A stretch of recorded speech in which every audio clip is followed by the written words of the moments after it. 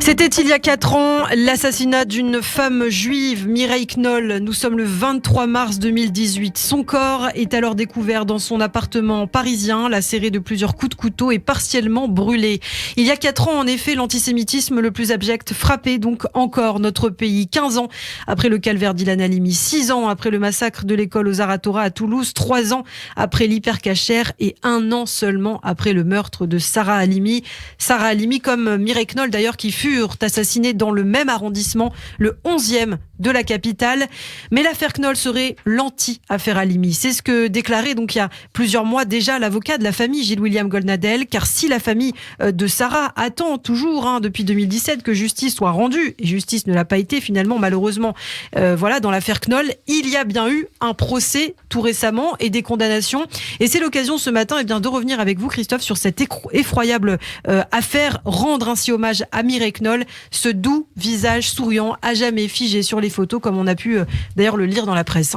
4 ans effectivement que le corps de Mireille Knoll, 85 ans, atteinte de la maladie de Parkinson, a donc été retrouvé lacéré de 11 coups de couteau, partiellement carbonisé dans son appartement HLM du 11e arrondissement de Paris. Mireille, de confession juive, qui avait fui Paris en 1942 pour échapper aux rafles antisémites, résidait seule dans son logement où elle recevait régulièrement la visite de ses 2 fils. C'était une grand-mère comblée, adorée de ses petits-enfants.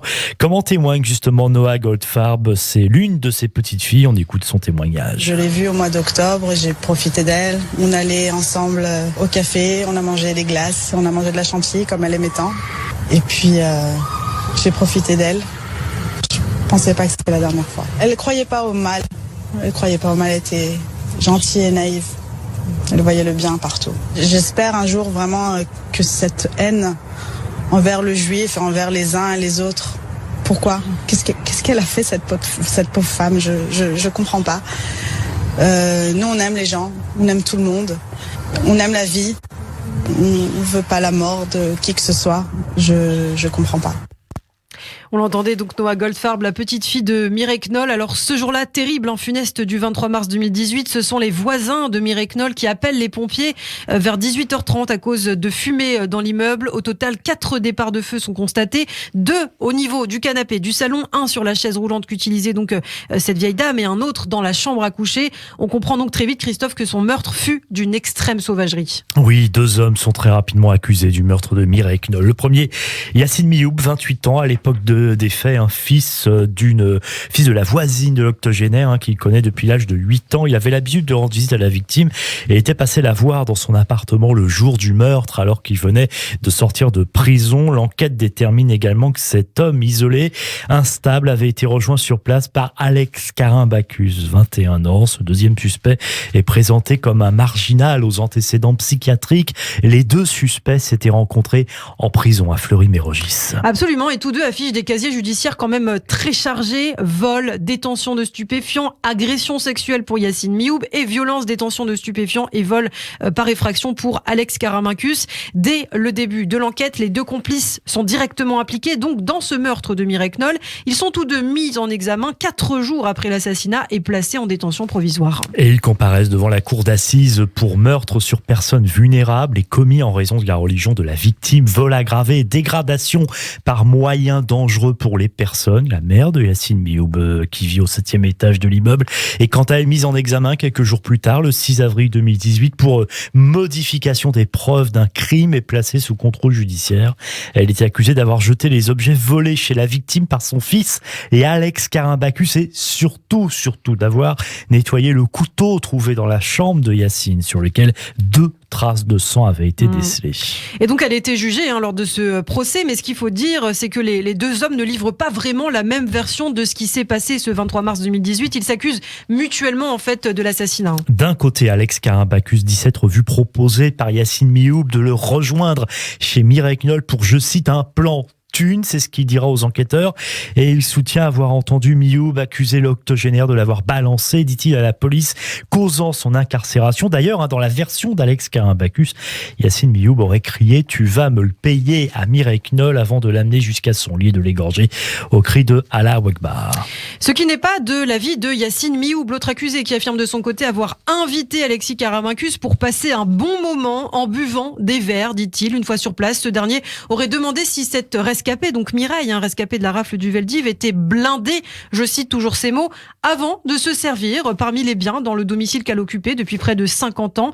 Yacine Mioub dit avoir ensuite entendu crier depuis la chambre et vu Alex Karaimbacus la poignarder violemment. Et oui, et chacun accuse l'autre d'avoir lancé les différents départs de feu dans l'appartement. Aux enquêteurs qui s'étonnent qu'ils aient tout de même passé le reste de la soirée ensemble, tous deux expliquent avoir eu peur de l'autre. Des versions jugées peu crédibles par l'accusation, car livrées par deux hommes connus donc pour leur propension à mourir et condamnés à plusieurs reprises. Oui, leur propension à mentir. Alors l'antisémitisme est évidemment en première ligne dans cette affaire, on va en parler. Il a notamment été retenu sur la base de propos d'Alex Karaimbacus qui affirme avoir cru entendre donc Yacine Mioub parler des moyens financiers des Juifs, de leur bonne situation, et Mireille Knoll intervenir d'ailleurs pour expliquer que tous les Juifs n'avaient pas de bonne situation. Et l'enquête a par ailleurs montré l'ambivalence de Yacine Mioub vis-à-vis du terrorisme islamiste qui prône notamment l'antisémitisme. Yacine Mioub est notamment accusé d'avoir encensé les frères Kouachi, terroristes auteurs des attentats de janvier 2015 à Charlie Hebdo. L'enquête révèle aussi qu'il sera un habitué compulsif des sites antisémites, un ardent défenseur du Hamas, le groupe terroriste palestinien. Un détail va d'ailleurs venir conforter les enquêteurs. Le fait qu'il ait crié « Dieu est grand » en arabe lors de l'assassinat de Mireille Knoll, comme l'a indiqué son complice. Alors le 10 juillet 2020, soit 2 ans après le meurtre, les juges d'instruction ordonnent pour les deux hommes un procès aux assises conformément aux réquisitions du parquet, et la Cour d'appel de Paris, c'est très important, confirme le 19 novembre 2020 le caractère antisémite du meurtre qui est toujours contesté par les accusés et leurs avocats. Et un vrai soulagement pour les proches de la victime, bien sûr, soulagement exprimé par l'avocat de la famille de Mireille Knoll, Maître William Golnadel. Il faut dire que les parties civiles craignaient une fin comme celle à l'issue du procès de Sarah Halimi, on le rappelle, dans lequel l'assassin avait été reconnu irresponsable pénalement et qui avait beaucoup choqué alors l'opinion publique, et ce ne fut pas le cas.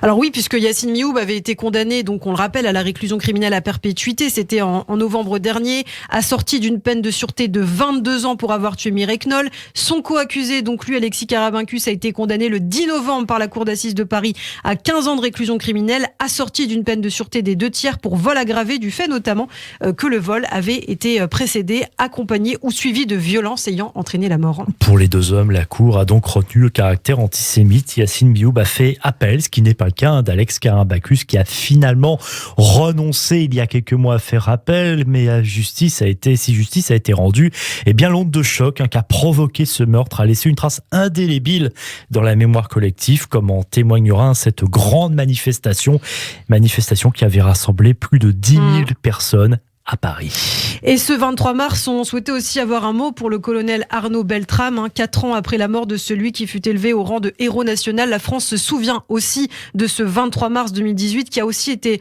tragique. La mort du colonel dans un Super U de Trèbes dans l'Aude qui avait pris la place d'un otage, on le rappelle, lors de ce terrible attentat islamiste pour sauver la vie donc de cet otage. Arnaud Beltrame qui avait été abattu par le terroriste malheureusement. Ça s'était aussi passé le 23 mars 2018. Et demain, justement, un très beau documentaire sur ce destin exceptionnel sera diffusé à 23h sur France 3 Occitanie. Arnaud Beltrame, l'étoffe d'un héros.